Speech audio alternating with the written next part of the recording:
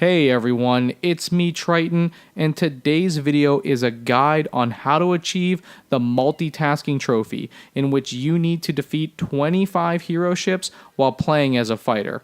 Obviously, this can only be obtained while playing Starfighter Assault.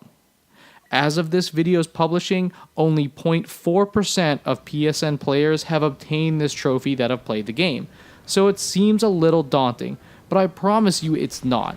It isn't easy though, and you'll want to upgrade your fighter star cards to make this a little easier for yourself.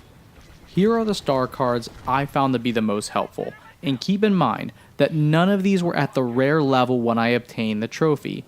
The first is Fighter Weapon Systems, which improves the fighter's weapon system's ability. This directly relates to the L1-R1 ability on whatever fighter you're using, so it will vary. What you'll find is that in nearly all cases, this ability will be something you lead with, like the Gunner ability on the ARC 170 clone fighter, or you'll use it to finish off the hero ship like the quad lasers on your standard X-Wing. The second star card I used was Repair Systems, which reduces the delay before health regeneration begins. This can honestly be swapped for Reinforced Hull, which just boosts the overall health of the fighter, but I had this particular card at the uncommon level when I went for the trophy, and it worked fine for me. The last and perhaps most important star card is Tuned Lasers, as it increases the primary weapon damage. Obviously you need to defeat the hero ships, so doing more damage to them is vital. Aside from the star cards, the two things that will help you the most while playing Starfighter Assault and trying to achieve this is to almost always play as the fighter. That one should be obvious. But it's also really important to pay attention to who takes you down. The latter is important because about 3 to 5 minutes into every match, opposing players will start spawning in as hero ships. If they take you out, you'll see that in your feed, and you should pick the fighter, if you're not currently the fighter, and go right after them as they'll be highlighted with the orange triangles around their ship. Additionally, if you engage them as you're spawning in and from a distance, they'll be less likely to get away from you because most people evade as if there's someone right behind them, and not as if someone is at range and the reticule will barely move while you're at that distance.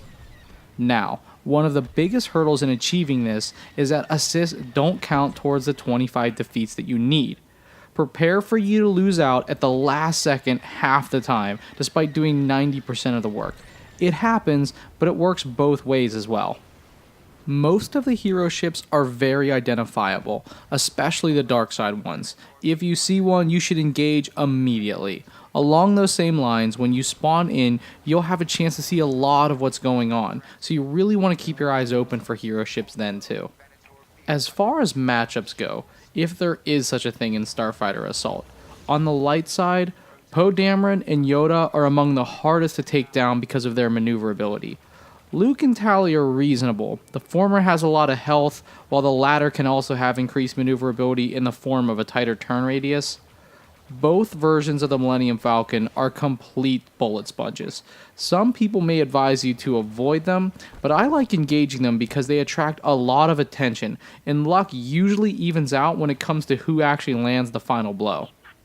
On the dark side, Slave 1 plays the bullet sponge role. It's easy enough to find, but the seismic charge ability makes it really hard to go from start to finish, as you can't spend a lot of time directly behind the ship. You'll have a lot more success engaging with a pack of people and hope luck is on your side. Darth Maul and Darth Vader are pretty reasonable. Maul can go invisible, quote unquote, for a few seconds, but he's not all that hard to track if you pay attention. Vader simply has a lot of health.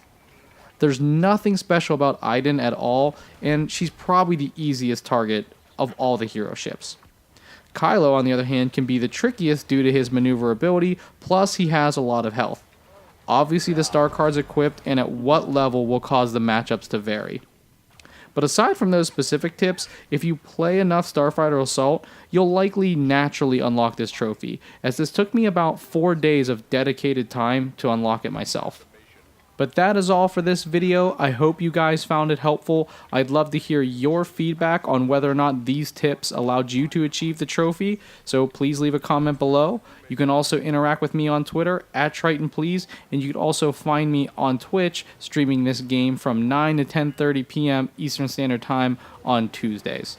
As always, thank you guys so much for supporting the channel. Please feel free to subscribe, as I'll be posting more Battlefront 2 content in the very near future.